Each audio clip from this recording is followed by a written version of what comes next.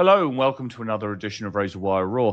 Apologies if this is a little bit late. I have been ill recently and I have had a hideous cough. So I'm going to try and get through this with as few edits as possible. But if you do see many edits, it's because I'm coughing my guts up. I apologize for that. Right. Today, we are going to be talking about vibe coding and the security of vibe coding or their lack of. Okay, I've been doing a lot of research recently around what's going on in the world of the AI. You know, we've got OpenClaw and the security issues that come out of OpenClaw. We have had discussions around vibe coding and so on and so forth. Now, it's pretty evident that AI coding techniques or utilizing AI in your coding techniques has become very popular of late. It's increased the efficiency of being, a code developer. Some people advocate it, some people don't advocate it. It's a very contentious piece of discussion at this moment in time. Some like it, some don't like it, some are utilizing it. Who knows? You know, wherever you sit on the fence, let's be honest, AI coding is going to be a thing. Vibe coding is going to be a thing going forward. Automating that code generation has allowed people to produce code and to create agents, AI agents, and various other pieces of software very, very quickly with very little skills in some cases in actual coding techniques. It's opened up the world for non-code literate people to create programs and agents of their own. Is that a good thing? Is that a bad thing? I'll let other people discuss that.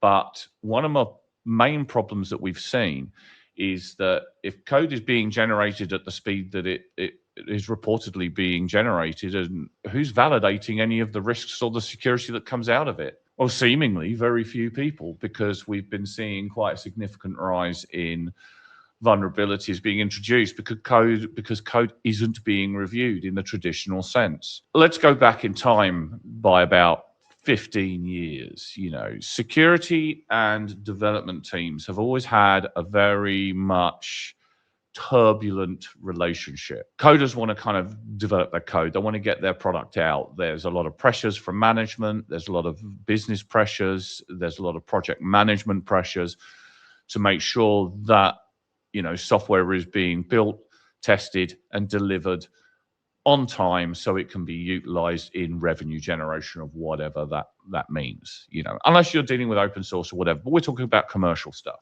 That has always been around, and Infosec people have always been a bit of a problem for development teams, because at some point, inevitably, the security people turn around and say, hey, have you reviewed your code for security problems?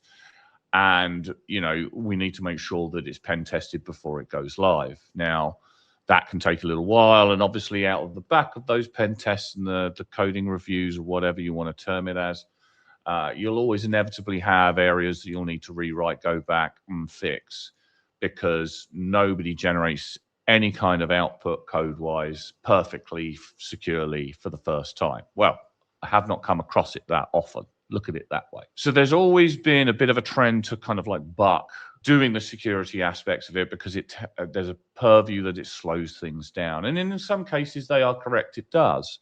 Provisioning, testing, pen testing, and then fixing the problems that come out of it can severely impact the actual kind of development process and the project's life cycle towards the end of the project. And it's always been a bit like that. So what is vibe coding and how has it changed things? Well, now we have artificial intelligence. We have the ability to generate code at a rate of knots, far quicker than we ever have been able to do this in the past. Now, a lot of developers out there use, you know, GitHub Copilot, OpenAI, ChatGPT, Anthropic, Gemini, whatever it may well be. Developers are utilizing this to speed up their ability to generate code. They want to get it out there. They want to get it done. They want to get it shipped. They want to move on to the next thing. And adoption is kind of exploding. And I've got a few stats here, so I'm going to be looking off to the side here. Apparently, over 70% of developers are now using some form of AI coding assistance. Now, that is a phenomenal amount. You know, GitHub is reporting that 55% of code in some repos are AI generated. That's a lot as well. And 30 to 40% of new code in enterprise environments is being done with AI assistance. And AI-assisted teams are reporting shipping code double the rate that they have done in the past. People aren't experimenting with vibe coding, although there's a lot of people out there who are. There's a lot of AI developers who are normalizing this and utilizing this right now and today in doing what they do best in their day-to-day jobs. Unfortunately, as with everything, when you speed up a job, something has to kind of drop off. And unfortunately, a lot of that is around the security side, as I've already said. Some data I've researched, 46% of AI-generated code is reportedly to contain some form of security weakness.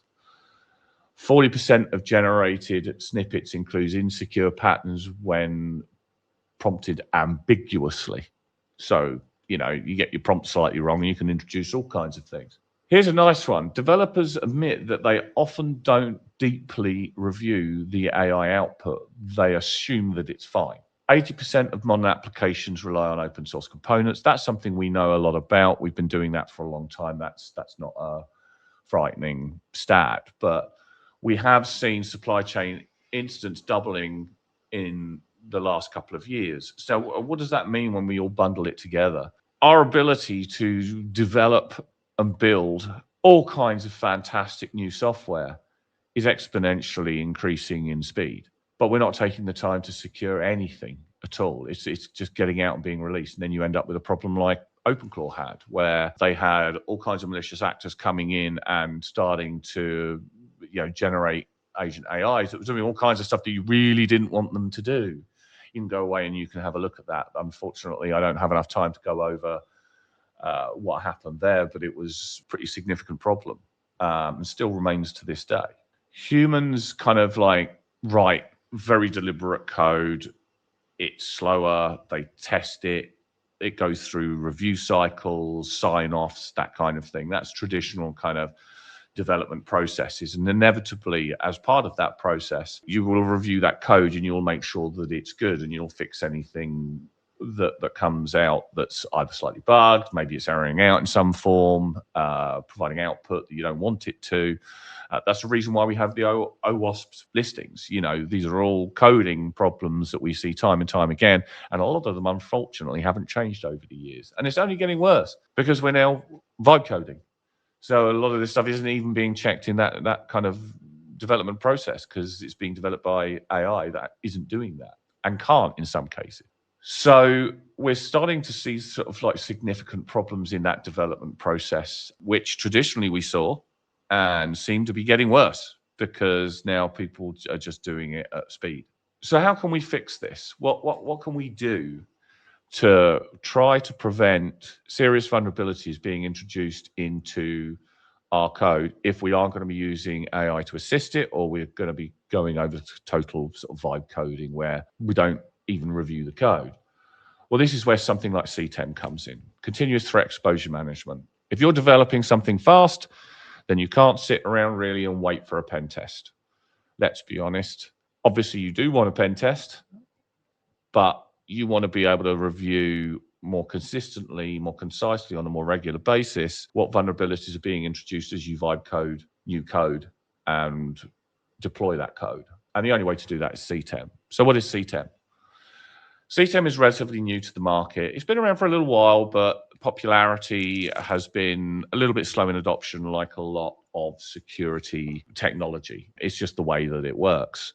But what CTEM does, if you get the right product, is it will review on a far more regular basis an environment or code or web applications or perimeters, whatever you want, for vulnerabilities, and it will validate those vulnerabilities. It's the next step up from vulnerability scanning, and it's a step slightly down from traditional pen testing.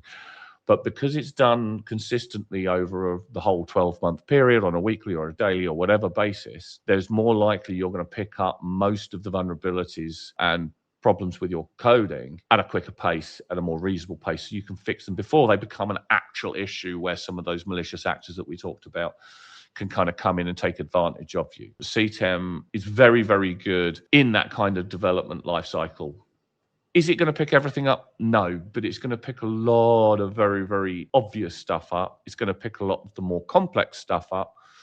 And, you know, if you layer something like continuous pen testing over the top of it, then you can actually kind of get even higher levels of validation. If a CVSS issue of, say, 7 or above is being introduced as part of the coding technique practice, then you can get a service where pen testers will review that particular vulnerability as though they were doing a full pen test, but it's just that particular vulnerability that's been introduced.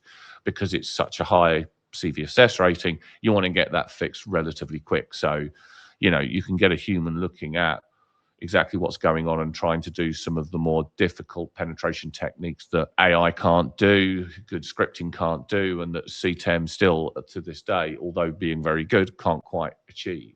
You know, that will change over time.